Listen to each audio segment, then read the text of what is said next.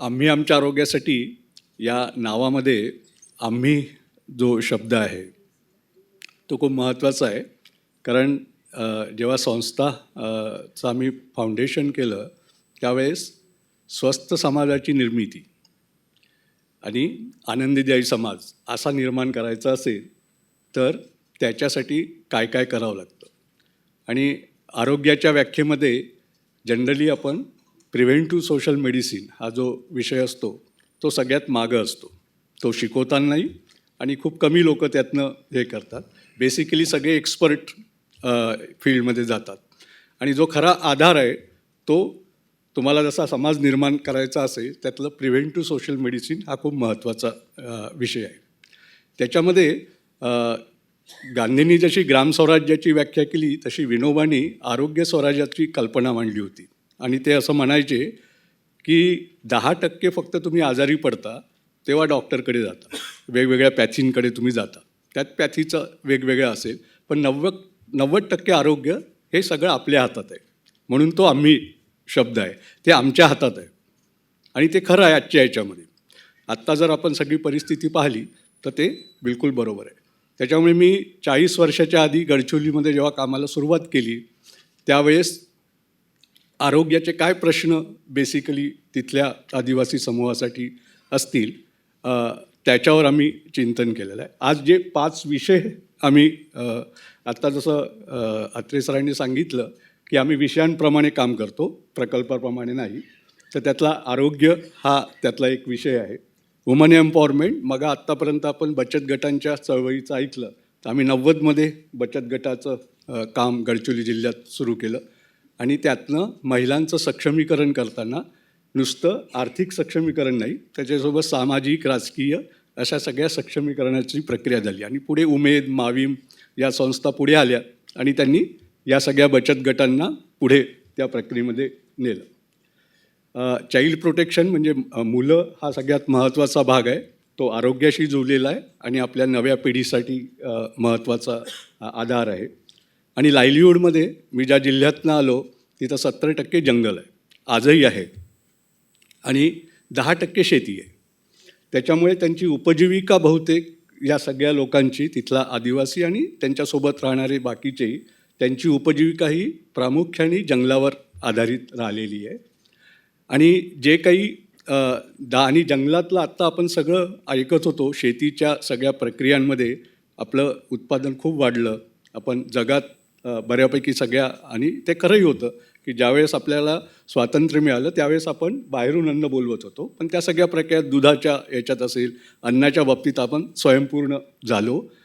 पण ते अन्न आज कसं आहे, त्याची क्वालिटी, त्याचं आपण आरोग्याशी कसा संबंध आहे तो त्या सगळ्या ह्याच्यातला करतो. आणि 5वा विषय आहे community based rehabilitation of the disabled persons.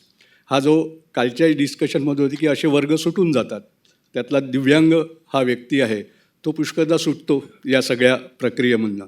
त्याच्यामुळे त्यांच्यासोबतचं समाज आधारित दिव्यांगांचं पुनर्वसन, तो मोठा ॲक्च्युली 5 जिल्ह्यांमध्ये ते काम चाललेलं आहे. वेगळ्या पद्धतीने त्यांच्यातल्या क्षमता, त्यांचं संघटन, त्यांचं लाईव्हलीहूड आणि आणखी शिकलेले दिव्यांग असेल त्यांना जॉब करणं, असं हे केलं आहे. आता हे सगळे विषय का निवडले तर जेव्हा आरोग्याचा प्रश्न घेऊन कामाला सुरुवात केली, ज्यावेळेस 2002मध्ये आम्ही आरोग्याचं जेव्हा हे केलं विश्लेषण, तर आपल्या देशामध्ये बालमृत्यू दर हा खूप हाय होता, जास्त होता.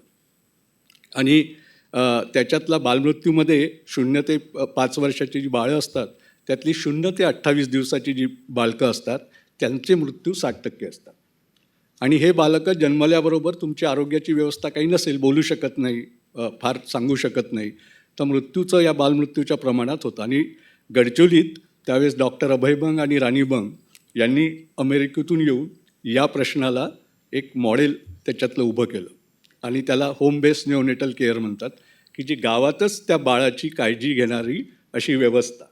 ग्रामसभा, दाई तिथली, कारण त्यावेळेस दाईच होत्या, इन्स्टिट्यूशनल डिलिव्हरी खूप कमी होते 2000मध्ये, आणि तिथली ग्रामसभा, लोक आणि ती आई आणि जी एक आरोग्यसखी तयार केलेली ट्रेनिंग, तशा 4 लोकांनी मिळून याच्यावरचं ते मॉडेल उभं झालं. ते नंतर महाराष्ट्रात 7 ठिकाणी रिप्लिकेट झालं त्यात आम्ही कोरचीमध्ये जेव्हा ते सुरू केलं त्यावेळेस कोरचीतला नवजात मृत्यूदर जे मी 0 ते 28 दिवसाचा म्हणतो तोच साधारण 72 होता. म्हणजे 100 मुलं जन्मली त्यातली 72 मुलं 0 ते 28 दिवसाच्या आतच मृत्यू पावची. कुठली आरोग्य व्यवस्था त्या ठिकाणी नव्हती त्यावेळेस. PSC होत्या फार वाईट स्थितीमध्ये होत्या, डॉक्टर राहायचे नाही. आणि तशा याच्यामध्ये हे जर वाचवायचं असेल तर 3 मृत्यूची कारणं होती.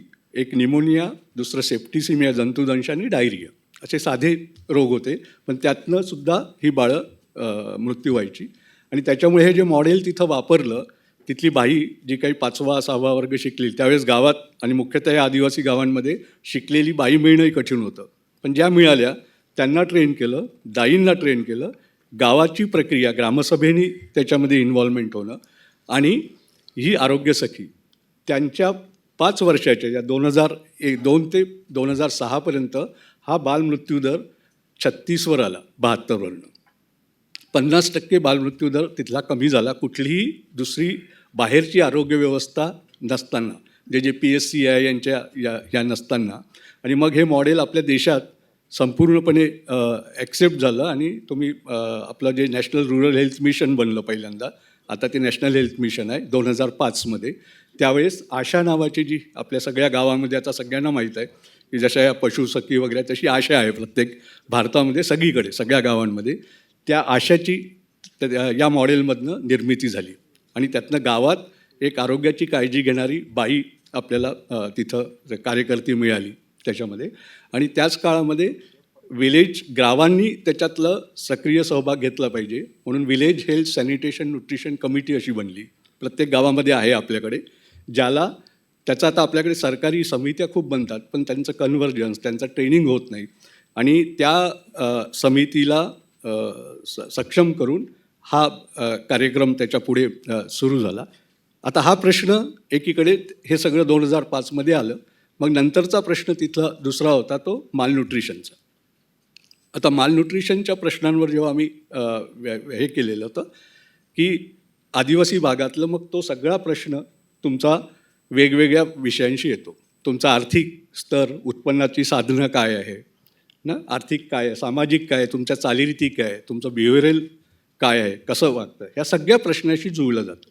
त्याच्यामुळे ते करताना म्हणून आता अजूनही आपल्याला काल माहिंदे सरांनी जे इंडिकेटर्स दाखवले की एकीकडे आपला GDP आपल्याला खूप वाढलं, आपली इकॉनॉमी खूप वाढली, पण बाकी आपले इंडेक्स आहे आणि त्यातला हॅपीनेस इंडेक्स तर खूपच डाऊन आहे. पण हेल्थ इंडेक्ससुद्धा आपण ज्या काही 4 कंट्रीजमध्ये आपण आता चौथे आहोत त्यांच्या कितीतरी मागं आपण आहोत.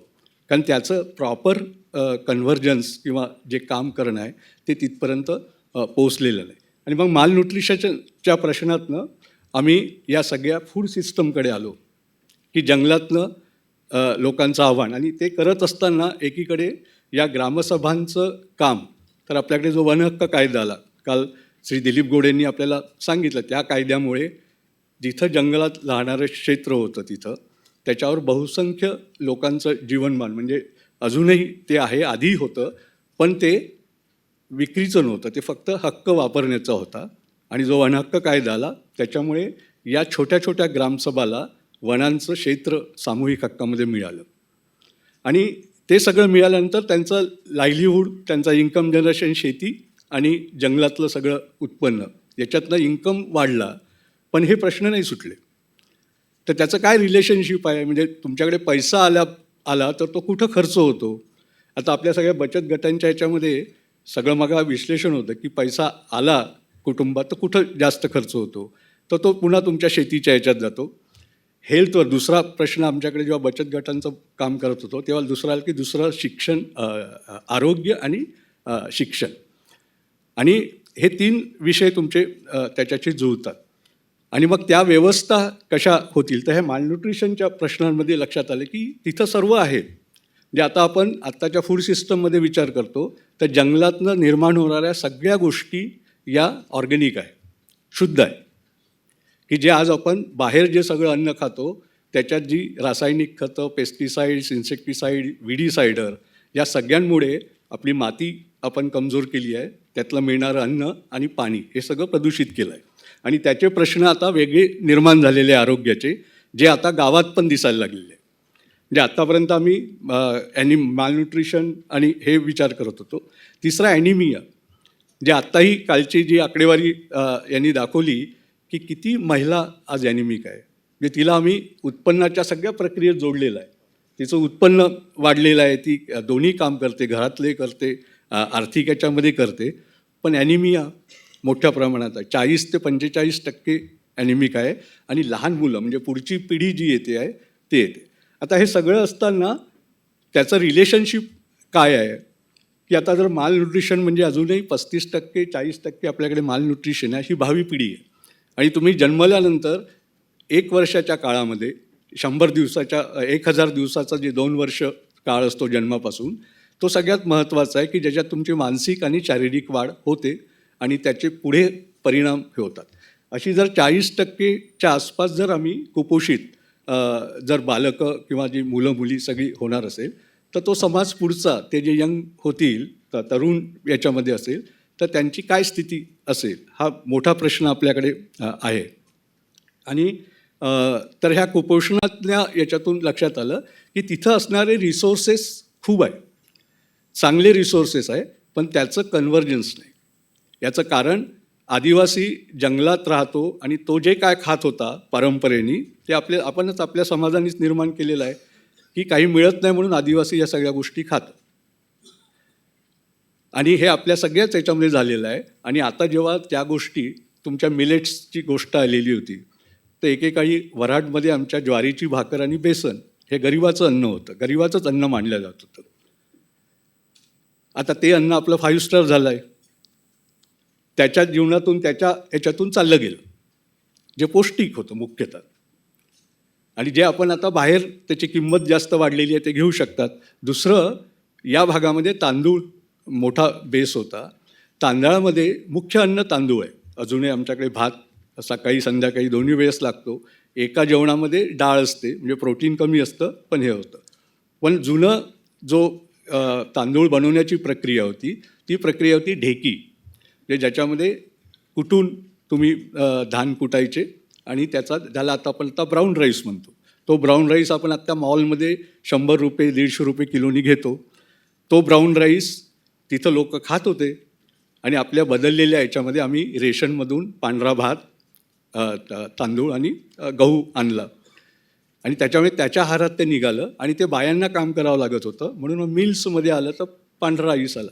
ज्याचा मुख्य आधार म्हणजे कुपोषणाशी हे सगळे संबंधित शब्द आहे की आमच्या आहारातनं एक गोष्ट निघून गेली, ज्याच्यामध्ये त्या ब्राऊन राईसमध्ये प्रोटीन आहे बऱ्या प्रमाणात, ओमेगा 3 आहे, जे तुमच्या सगळ्या वाढीसाठी खूप महत्त्वाचं आहे.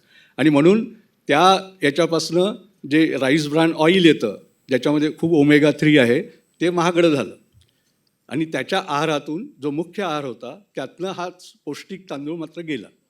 तो आता विक्रीसाठी बाहेर आहे, कारण शहरातल्या लोकांना ते समजलं की याच्यामध्ये काय आहे, म्हणून त्यांना मिलेटचं महत्त्व कळलं, त्याला हे कळलं आहे. आणि तिसरं मोहावरचं आपण जे मुख्य उत्पादन त्या भागात आहे, तो दारूसाठी बदनाम झाला, की जे न्यूट्रिशियस आहे पण त्यातनं हे केलेलं आहे.